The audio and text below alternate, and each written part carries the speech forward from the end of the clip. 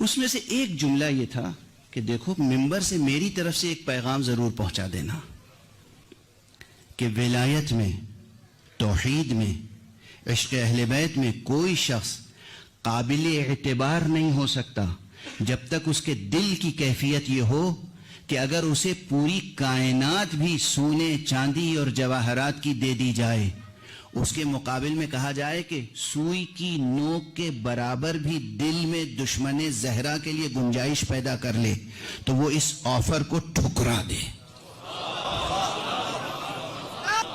معیار سمجھے آپ؟ معیار سمجھے؟ ہمارے لیے معیار کیا ہے؟ پوری کائنات ہمیں دی جائے اور کہا جائے دشمن زہرا کے لیے نرم گوشہ دل میں پیدا کر لو، تو ہم اس کائنات کو ٹھکرا دیں، مگر دل میں دشمن زہرا کے لیے نرم گوشہ پیدا نہیں ہونا چاہیے۔ ادھر نرم گوشہ پیدا ہوا، ادھر مقام ولایت سے گرے۔ وہ جس سے متعلق میں نے کہا ہے، اپنے ایک بہت بزرگ عالم دین کا، اپنے بہت بزرگ استاد کا جملہ پیش کر رہا ہوں۔ وہ فرماتے تھے، جب ان سے کسی نے سوال کیا کہ آقا یہ اس طرح سے بعضوں کا تبرہ ہے اور یہ تبرہ ضروری ہے، انہوں نے کہا برخوردار، اگر شک میں ہونا تو ایک بات یاد رکھنا، جسے جناب سیدہ کے دشمنوں کے لیے ہمدردی نہیں، صرف نرم گوشہ ہو۔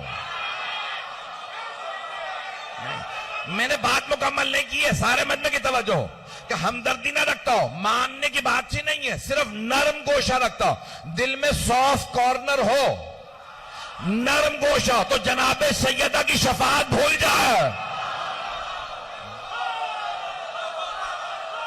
منافق کے چہرے سے پردے ہٹا کے آئے۔ زندگی اسے دینی ہے جس سے لی تھی، ہر چیز پہ سمجھوتا کر لینا، یہ میرے بدے ہاتھ ہیں، کل کا ایک دن رہ گیا ہے، پھر زندگی آنے دے یا نہ آنے دے، یہ میرے بدے ہاتھ ہیں۔ زہرا کے دشمن پہ کبھی سمجھوتا نہ کرنا۔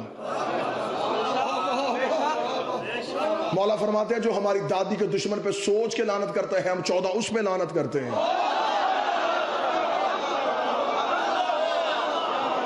جو سوچ کے لعنت کرتا ہے۔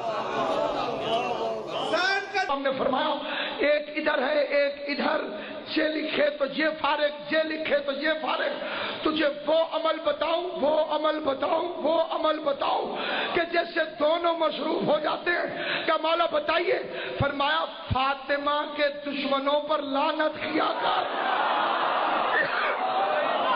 عقیدہ اجازت دے تو میرے ساتھ بولنا، عقیدہ اجازت نہ دے تو بے شک چپ رہنا۔ باہر تک حضرات جہاں جہاں تشریف فرمان، فاطمہ کے دشمنوں پر لعنت کیا کر، یہ نیکیاں لکھنے لگ جائے گا، یہ گناہ مٹانے لگ جائے گا۔ یہ نہیں، اب اس معاملے میں کبھی نہ سوچنا۔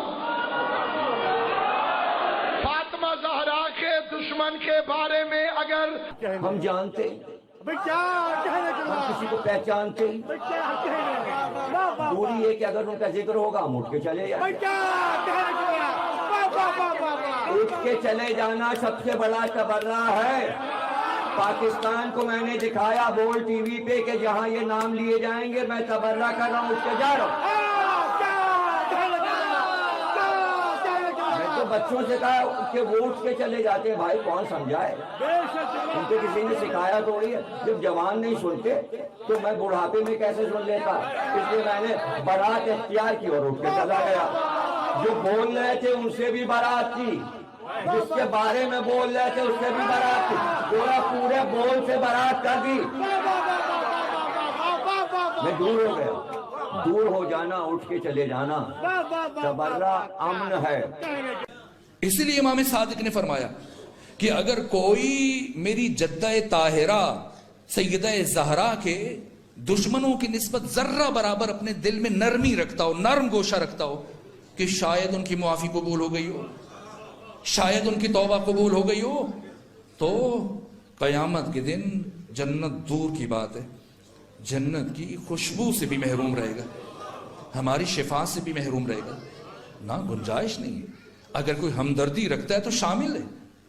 اس لیے قرآن کہہ رہے فَقَذَّبُوهُ، ایک کدار بن سالف ہے جس نے کونچے کاٹی، لیکن قرآن کہتا ہے سب شامل ہیں، سب ایسا ہی ہے۔ تو اگر ہم کہہ رہے ہیں کہ ان کے بارے میں کوئی نامناسب جملہ کہنا صحیح نہیں ہے، تو اس کا یہ مطلب کیوں نکال دیا جائے کہ وہ آئیڈیل ہے ہمارے لیے؟ ہمارے لیے آئیڈیل نہیں ہے۔ ہمارے لیے آئیڈیل بعد از پیغمبر اہل بیت کی ذات کہ اسے مذہب کی شناخت ہو. صرف سیدہ کے قاتلوں سے نفرت ہے جو مذہب کی شناخت کروا دیتی ہے. صلوات پڑھیں محمد و آل محمد. اے اہل عزا سنو غم کا یہ قصہ جس بیٹی کو کہتے تھے نبی میں ابھی امت نے اسے بعد نبی خوب رلایا دربار میں مخدوم عالم کو بلایا. آج تلک روتی ہے دنیا بڑی مظلوم ہے زہرا لعنت پر دشمن زہرا لعنت